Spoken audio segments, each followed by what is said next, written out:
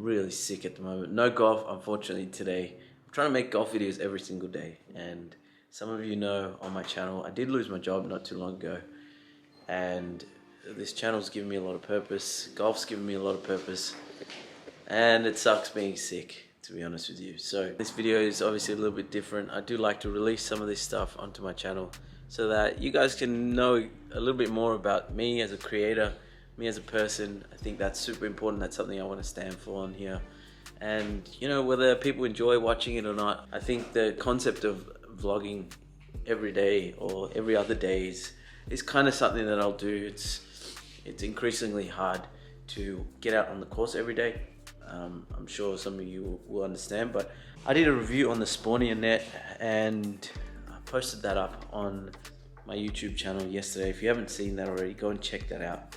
But basically, I just wanted to show some of the pros and cons of that. And I gotta say, I gotta apologize, man, because I'm actually quite sick at the moment. Purchasing that net, or this net, has been one of the best things I've done for my golf. Kind of gives me a little bit more time to practice, hit a few shots, hit a few balls, get better at the game. What I find fascinating about when we go to practice and hit balls, we never hit the same shot twice in any round of golf, generally speaking, unless maybe you're hitting a wedge a couple of times in a row. Or you might take a 5-iron twice into a par 5. Apart from that, 99% of the time, you never hit the same shot. So if that's the case, I wanted to ask you guys and challenge you guys, when you practice next time, make sure that you alternate your shots. And one of the ways that I love to train, I will show you in a second, is that I like to, on my Spawnia net, is try to hit a shot with a different club every single ball. Because essentially that is what you will do on the golf course. This was like a real push moment for me, because you go to the driving range and you will start to take a 5-iron out, you hit it 10 times, you take a 7-iron out, you might hit it 15 times, pitching wedge 20 times, sand wedge, and so on and so forth. And then before you're done, or by the time you're done, you really haven't increased your ability to play golf. You haven't really improved it. You might have worked something out with a 7-iron or a 5-iron. And sometimes when you train, it's important to do that, don't get me wrong. But if you want to train with purpose that was going to translate to the golf course, I think the best way to do that is to alternate the club that you're using every 1 or 2 balls and hit a different shot every single time. Let me show you. So here's the thing, right? When you're at the range, what I found myself doing was I would just hit the same shot over and over again. I'm trying to get myself in frame here. New camera, still figuring it out.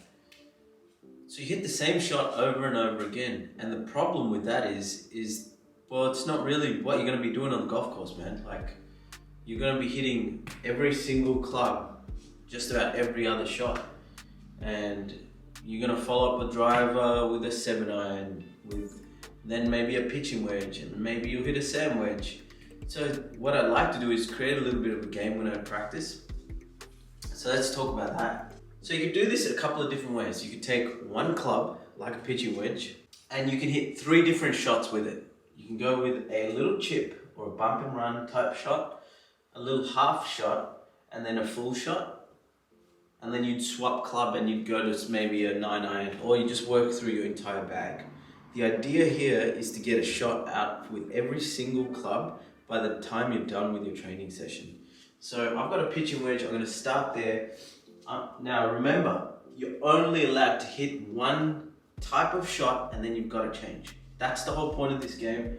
It's going to get you focused on just forgetting about the shot you've just hit and then moving on. So for the first shot, I'm going to go with a little bump and run. The second one, I'm going to go with a little half shot, almost like a chip.